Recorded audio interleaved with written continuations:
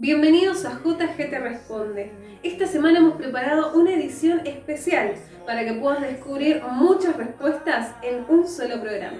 Una semana diferente para seguir disfrutando de palabra de Dios en tu casa. Hola JG, ¿cómo estás? Bueno, ¿cómo resisto y confronto una tentación? ¿Y qué elementos tengo para resistir algo tan difícil como las tentaciones? ¿Qué elementos involucra de nuestras vidas para poder entender de qué forma no solamente batallar, sino resistir a toda fuerza del enemigo que en estos últimos tiempos se levanta como un león rugiente, buscando a quién devorar? Quiero que escuchemos qué es lo que dice Mateo. El Evangelio de Mateo nos habla claramente de esta oración. Escuchemos. Mateo 6:13. No permitas que cedamos ante la tentación, sino rescátanos del maligno.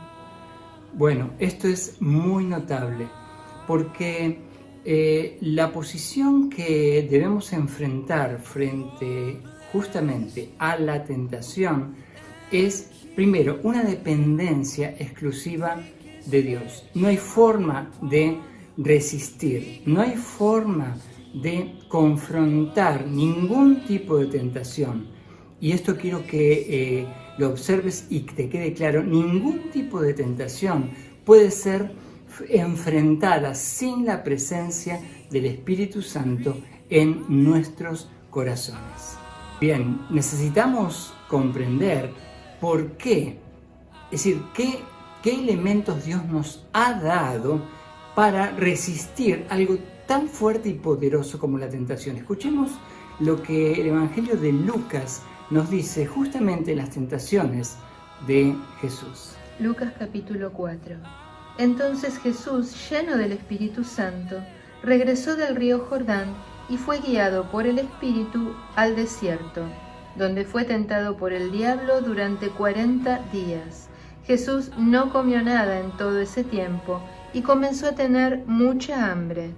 Entonces el diablo le dijo: si eres el Hijo de Dios, dile a esta piedra que se transforme en pan. Jesús le dijo: no, las Escrituras dicen la gente no vive solo de pan. Entonces el diablo lo llevó a una parte alta y desplegó ante él todos los reinos del mundo en un solo instante. Te daré la gloria de estos reinos y autoridad sobre ellos, le dijo el diablo, porque son míos para dárselos a quien yo quiera. Te daré todo esto si me adoras. Jesús le respondió: las Escrituras dicen, adora al Señor tu Dios y sírvele únicamente a Él. Entonces el diablo lo llevó a Jerusalén, el punto más alto del templo, y dijo: si eres el Hijo de Dios, tírate, pues las Escrituras dicen, Él ordenará a sus ángeles que te protejan y te guarden, y te sostendrán con sus manos para que ni siquiera te lastimes el pie con una piedra.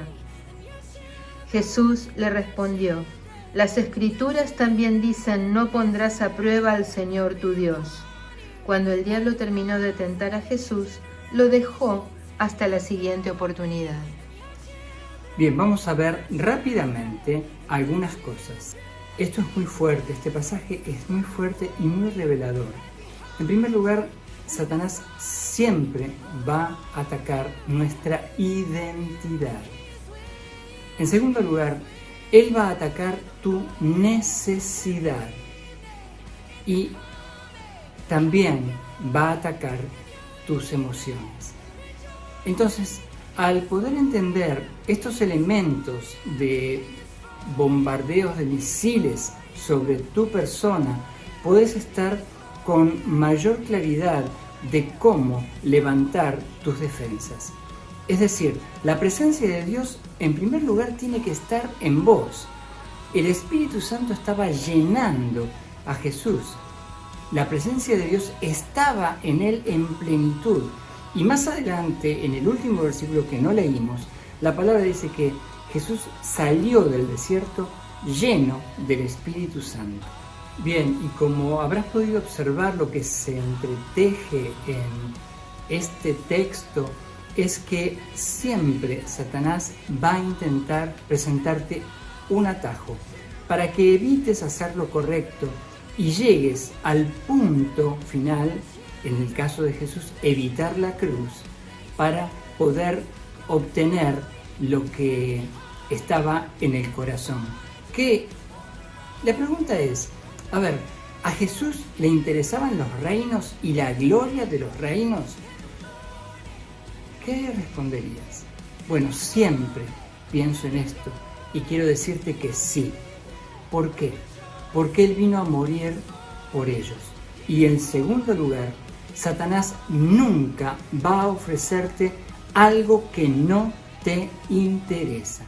Debemos entender de qué forma batallar y resistir toda amenaza del enemigo. Sigamos avanzando en este tema junto a JG. Hola JG, tengo una pregunta. Quiero saber cómo opera el enemigo con la tentación. Gracias. Quiero hacerte pensar sobre algunas cosas. Por ejemplo, ¿qué es esto? ¿Y qué tendrá que ver con esto? ¿Y qué tendrá que ver con esto? Tenemos una plantita dentro de una jaula, un peine y un termito. Mientras vos pensás, yo intento dejar estas cosas aquí arriba para que podamos entender lo que quiero enseñarte. ¿Qué tiene que ver cada una de estas cosas? Nada. Absolutamente nada.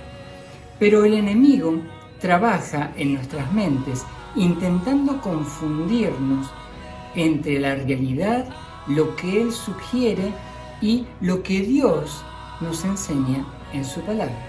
Bien, volvamos a la planta y a la jaula. ¿Sabes? Esta es una imagen muy fácil de entender.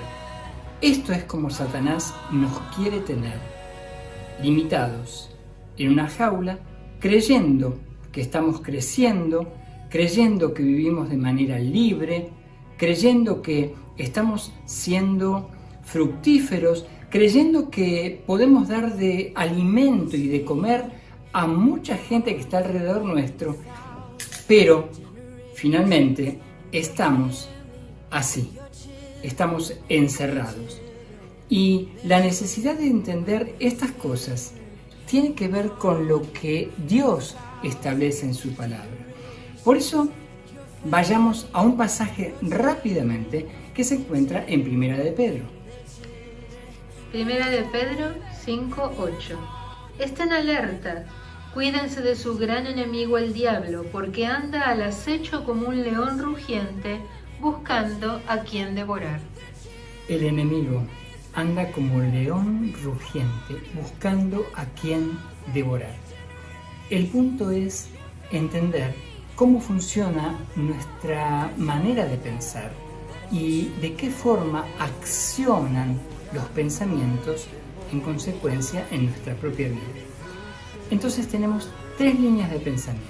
La primera es la inspiración que surge y procede desde la presencia misma de Dios, a través del Espíritu Santo de Dios en nosotros. La segunda es nuestro propio pensamiento natural, del hombre natural. Y la tercera son los pensamientos que el enemigo intenta posicionar en tu mente como una pluma que va descendiendo sin que te des cuenta, pero esto es lo que debemos comprender. Bien, esto es muy significativo porque todo lo que tiene que ver con esta palabra que ahora vamos a leer va a ser realmente muy impresionante. Pero ya que estamos en cuarentena en familia, me tomo un mate mientras vos escuchás palabra de Dios. Lucas 22, verso 3. Entonces Satanás entró en Judas Iscariote, uno de los 12 discípulos. ¿Cómo es que Satanás entró en la mente de Judas siendo un discípulo del Señor? Esto es una bomba atómica, porque entender que él estaba allí conviviendo durante 3 años y medio, escuchando la palabra, estando atento, manejando la parte de dinero de todo el grupo. Esto es muy fuerte Así que quiero explicártelo de una manera muy especial.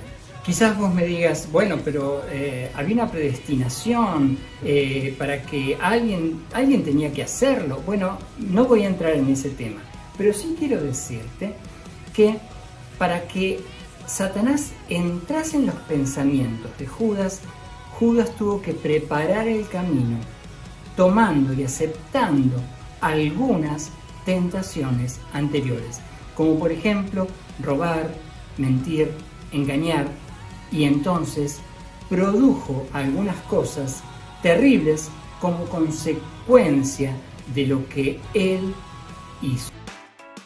Qué bueno que nos acompañaste hasta el final y hayas disfrutado este tiempo. Podés ver este mensaje, seminarios, talleres, conferencias y mucho más en la cuenta oficial en YouTube de Jorge Goldstein. Suscríbete, haz clic en la campanita de notificaciones y descubrí todo lo que tenemos para vos. Dios te bendiga.